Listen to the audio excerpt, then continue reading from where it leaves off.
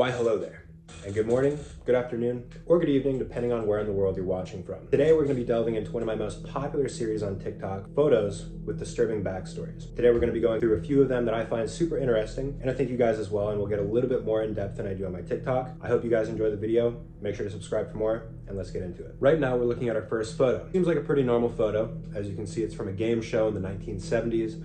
The late 1970s, no less, and this game show is known as The Dating Game. The premise of the show is quite simple, especially given the name The Dating Game Show, but I'll lay it out to give the best possible backstory for this photo. It is as follows.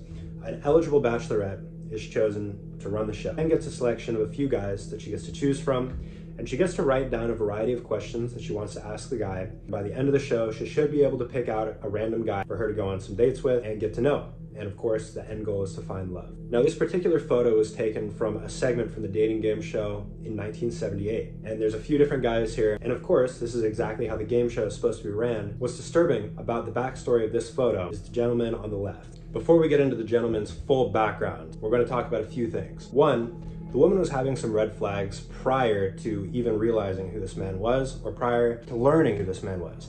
And as you know, they always say to go with your gut feeling. That intuition is usually right, and in this case, it was definitely right for her. And on top of this, the other contestants also noted kind of a weird vibe coming from this guy. Wasn't really something that you could explain, but he just seemed like there was some more stuff to him and some deep, dark, hidden things about him that they didn't want to find out. And now it is time for the great reveal. If you don't know who this guy is, his name is Rodney Alcala. Rodney Alcala is also known as the dating game serial killer. He didn't kill anybody off of the show, but he had killed a few different women prior to the show, and nobody had known about this up until later. What makes this particularly terrifying is how easy it is for serial killers to hide in plain sight, especially on a dating show like this, something that was so popular. He was hiding in plain sight, and to think that if the woman had chosen him, she potentially could have ended up being another one of his victims. That's terrifying. On the spookiness scale, I would give this one probably about an 8 out of 10 for the reasons I just told you. Pretty terrifying knowing that serial killers can just infiltrate a situation like that and be without question, you know? And two, the potentiality of what could have happened had she chosen him is just terrifying. And I'm glad that everybody in that situation was safe, and let's move on to the next photo. All right, guys, so on the screen right here, you can see our second and final photo that we're gonna be talking about in today's video. And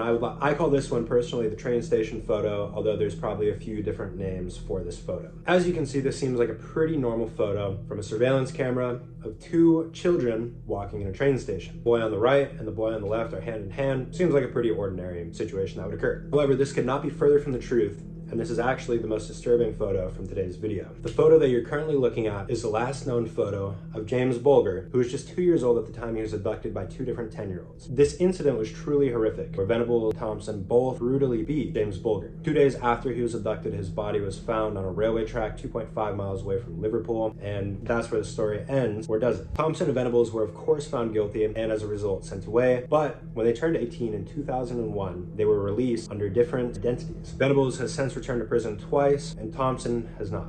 This photo, of course, is a 10 out of 10 on scale of messed up things, just because of backstory, of course. The fact that Thompson and Venables were released, again, back into the world, just kind of blows my mind. Even though they were 10 years old, kind of have an idea of what you're doing at the age of 10 and what you should and should not be doing. That's it for today's video, guys. I hope you guys enjoyed it. If you do want to see more content like this, make sure you hit the like button. Drop a comment down below letting me know what you'd like me to improve in future videos or keep the same, and I will see you guys in the next video. Peace out.